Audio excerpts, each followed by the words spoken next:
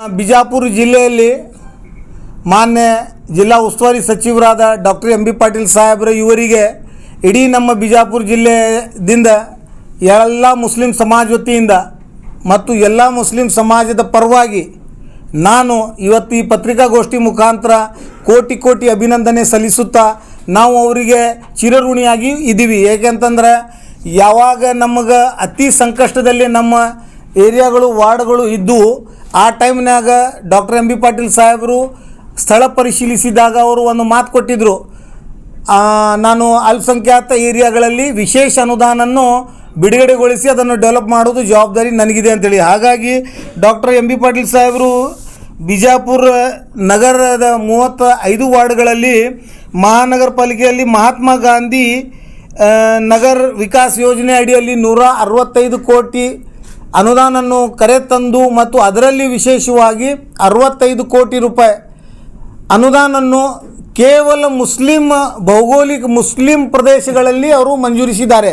ಹಾಗಾಗಿ ಯೋಜನಾ ಎಸ್ಟಿಮೇಟ್ ಅವರು ಮಾಡಿದ್ದು, ಪ್ರಪೋಸ್ಡ್ ಪ್ಲ್ಯಾನ್ಗಳನ್ನು ಮಾಡಿದ್ದು ಕೇವಲ 65 ಕೋಟಿ ರೂಪಾಯಿ ಮುಸ್ಲಿಂ ವಾಸಿಸುವ ಏರಿಯಾಗಳಲ್ಲಿ ಅವರು ಮಾಡಿದ್ದಕ್ಕೆ ಇಡೀ ಮುಸ್ಲಿಂ ಸಮಾಜ ಅವರನ್ನು ಅಭಿನಂದಿಸುತ್ತದೆ. ಯಾಕಂದರೆ ಒಬ್ಬ ಧೀಮಂತ ನಾಯಕನ ಗುಣ ಏನಪ್ಪ ಅಂತಂದರೆ ಎಲ್ಲ ಜಾತಿ ವರ್ಗ ಜನಾಂಗದವರಿಗೆ ಒಗ್ಗೂಡಿಸಿ ರಾಜಕಾರಣ ಮಾಡುವ ನಾಯಕನಿಗೆ ರಾಜಕಾರಣಿ ನಾಯಕ ಅಂತ ಹೇಳ್ತಾರೆ.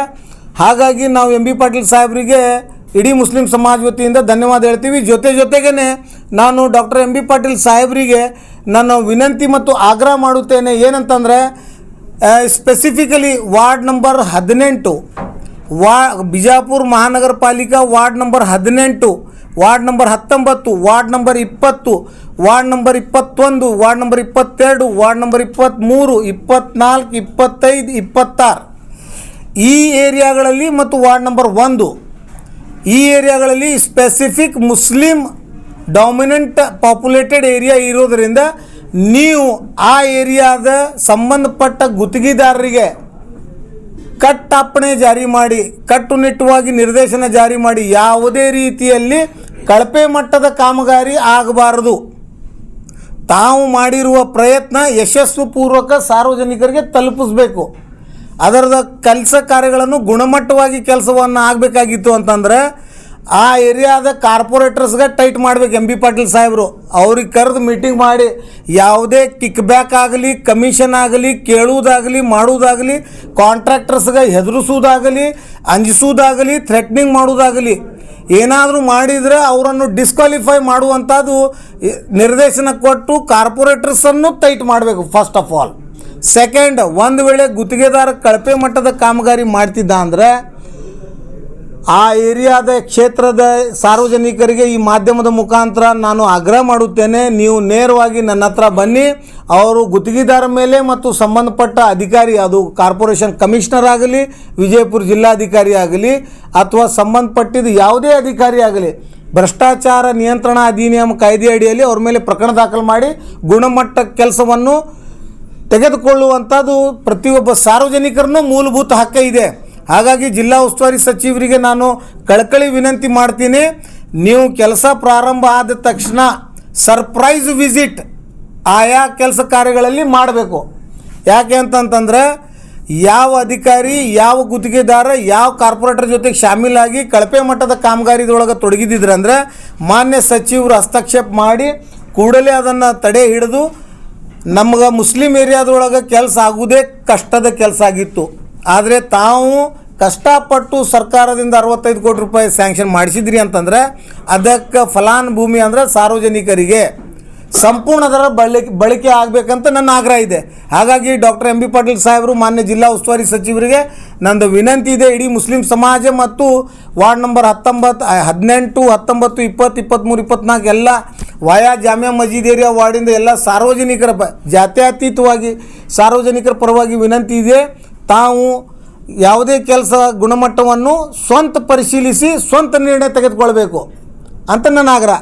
ಮತ್ತು ಅದರ ಜೊತೆಗೇ ಮಾನ್ಯ ಜಿಲ್ಲಾ ಉಸ್ತುವಾರಿ ಸಚಿವರಾದ ಎಂ ಬಿ ಪಾಟೀಲ್ ಸಾಹೇಬರು 150 ಕೋಟಿ ರೂಪಾಯಿ ಬಜೆಟನ್ನು ಈ ಡೆವಲಪ್ಮೆಂಟ್ ಸಲುವಾಗಿ ಬಿಜಾಪುರ ನಗರಕ್ಕೆ ತಂದಿದ್ದ, ನಾವು ಅವ್ರದ್ದು ಹಾರ್ಟ್ಲಿ ವೆಲ್ಕಮ್ ಮಾಡ್ತೀವಿ. ಜೊತೆಗೆ SDMF ಸ್ಟೇಟ್ ಡಿಸಾಸ್ಟರ್ ಮ್ಯಾನೇಜ್ಮೆಂಟ್ ಫಂಡ್ನಲ್ಲಿ ಎಂ ಬಿ ಪಾಟೀಲ್ ಸಾಹೇಬರು 5 ಕೋಟಿ ರೂಪಾಯಿ ಕ್ವಾಟಿಗೋಡಿ ಹತ್ರ ಇವೆಲ್ಲ ಸ್ವಚ್ಛತೆ ಮಾಡಲಿಕ್ಕೆ ಕೊಟ್ಟಿದ್ದಕ್ಕೆ ನಾವು ಅದನ್ನು ಶ್ಲಾಘಿಸುತ್ತೇವೆ. ಆದರೆ ಅದರ ಜೊತೆಗೇ ಬಿಡಿಯದಿಂದ 11 ಕೋಟಿ ರೂಪಾಯಿ ಜಿಲ್ಲಾ ಉಸ್ತುವಾರಿ ಸಚಿವರು ಅಭಿವೃದ್ಧಿಗೆ ಕೊಟ್ಟಿದ್ದಾರೆ. ನಮ್ಮದು ಮೂಲ ಉದ್ದೇಶ ಏನಿದೆ, ತಾವು ಇಷ್ಟೆಲ್ಲ ಬಜೆಟನ್ನು ತಂದಿದ್ದೀರಿ, ಎಲ್ಲ ಜಾತ್ಯತೀತವಾಗಿ ಸಾಮೂಹಿಕ ನಗರಕ್ಕೆ ನೀವು ಡಿಸ್ಪೋಸ್ ಮಾಡ್ತಾಯಿದ್ದೀರಿ, ನಮ್ಗೆ ಸ್ವಾಗತ ಇದೆ. ಆದರೆ ನಗರ ಶಾಸಕರಾದ ಬಸನಗೌಡ ಪಾಟೀಲ್ ಉರ್ಫ್ ಧರ್ಮಕಡ್ಲಿ ಇವರು, ಬಶೀರ್ ಅಹಮದ್ ರೆಹಮಾನ್ ಸಾಬ್ ಉರ್ಫ್ ಧರ್ಮಕಡ್ಲಿ ಇವರು ಮಾಧ್ಯಮದ ಮುಖಾಂತರ ಹೇಳ್ತಾ ಇದ್ದಾರೆ ನಾನು 200 ಕೋಟಿ ರೂಪಾಯಿ ತಂದಿದ್ದೀನಿ ಅಂಥೇಳಿ.